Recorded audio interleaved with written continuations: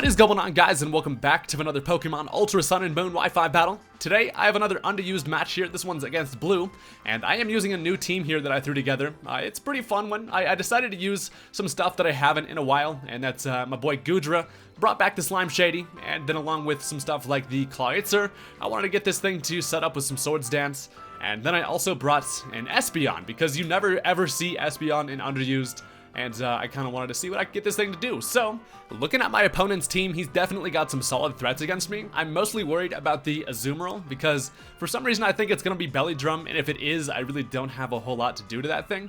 Then he's got threats like the Lucario and Mega Sceptile. Honestly, overall a pretty intimidating team. So let's go ahead and just jump right into it here. So, I'm expecting him to want to lead off with that Sand Slash, so I'm going to toss out the Steely Boy and ready to throw some hands. So, he does end up leading off with a Sand Slash.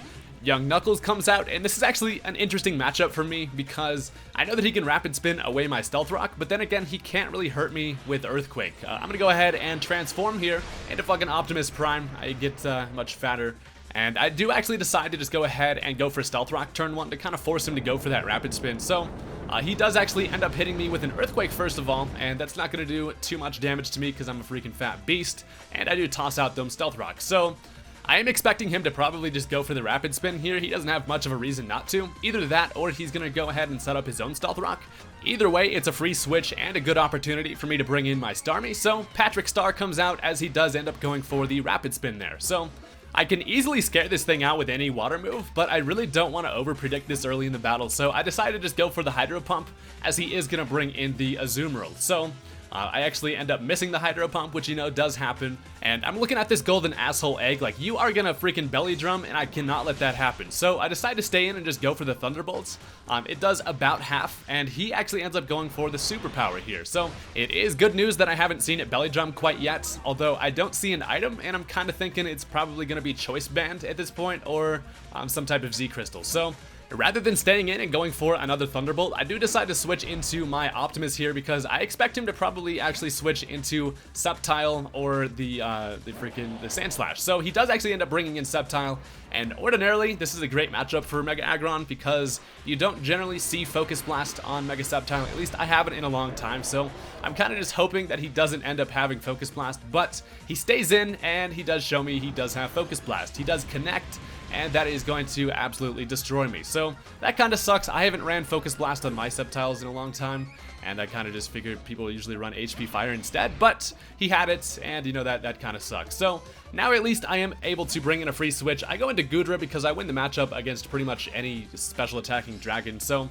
he's going to bring in the Azumarill there, as I went for the Ice Beam trying to land it on the Sceptile, hoping maybe he would stay in, but that was kind of a dumb play because he was obviously going to switch, and I really should have just gone for Sludge Bomb predicting Azumarill to come in, so that's kind of a bummer. But now I'm able to bring in my Darmanitan, and I avoid a Play Rough there, which is pretty damn awesome, and he actually shows me he's not Choice Banded, and now he's able to go for an Aqua Jet, which I can take at least one of, which is fantastic. So that Play Rough miss was pretty damn important, and I feel bad about it, but then I missed Hydro Pump earlier, so I don't know. Moral of the story though, it sucks that he missed that Play Rough, but I did expect it to be Choice Banded, and he kind of surprised me there. So now he gets a free switch. He decides to go into the Lucario here, and I know he's definitely got some type of priority, probably Extreme Speed, so I decide to go ahead and bring in my Starmie. It seems like if I have to sack off anything, it's probably going to be this dude, as he does end up knocking me out with a crit there, which did not matter. So now I get a nice little revenge switch in, and I decide to go into the most lime green kitty of all time. And I know that this thing does outspeed me if it's a plus speed nature,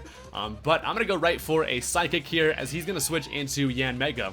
He wasn't able to actually outspeed me, as I find out later, because he is going to be adamant, but the Spec Psychic is going to absolutely destroy that Yanmega, and I got Espeon to do something. Hell yeah. So he goes back into the Lucario here, which I thought was interesting. I just decided to stay in and go for another Psychic, as it shows me it is going to be Focus Sash, and that is absolutely scary as hell, because that means now he's going to dance with some swords, and now I have to worry about fucking +2 boosted Extreme Speed, and that is no fun. So I obviously can't switch out here, so I do have to let Espeon go down to that Extreme Speed, but I do still have a Crawdaunt on my team who has max HP, and I should be able to take an E-Speed from a +2 Lucario. So I bring in the Lobstar, and he does go for that. I am able to take it relatively nicely, and this allows me to fire off an Aqua Jet in return. So that's going to be a dead-ass Lucario, which is really nice. And so I do know that I need to conserve my Crawdon in order to be able to take care of that Sand Slash that he has. So he's going to bring in the Sceptile here. I obviously have to switch out because Aqua Jet's like the only thing I'd be able to do here, but it has way too much health. So I decide to switch into my Slime Shady, who is still sitting at full HP, and I am actually Assault Vest with max special defense, so I can take Dragon Pulse very nicely, and then I can kill this thing with a Ice Beam or a Draco Meteor in return. But I know that he is going to switch out here because there's no reason to stay in there, knowing that he's not going to be able to knock me out with that Dragon Pulse. So here he brings in the Gothitelle to take the Draco Meteor, and as most of you do know, when Gothitelle has the ability Shadow Tag, it is actually in the Ubers tier, so it's not legal to bring into an underused match. And I thought that he was going to have the other ability, but it turns out he does have Shadow Tag, and he's able to go for a Psyshock to knock me out, which is quite unfortunate because I was trying to switch into my Crawdon there to be able to block the Psyshock with my Dark type, and then finish it off with an Aqua Jet, and I would have still had enough health with Goodra to be able to take another Dragon Pulse from the Sceptile, but he told me he accidentally brought the wrong Gothitelle, so it's not too big of a deal. It definitely changes the match, but I was willing to kind of just work around it anyway. But now he brings in the Sceptile. All I can really do here is just go for an Aqua Jet before I die.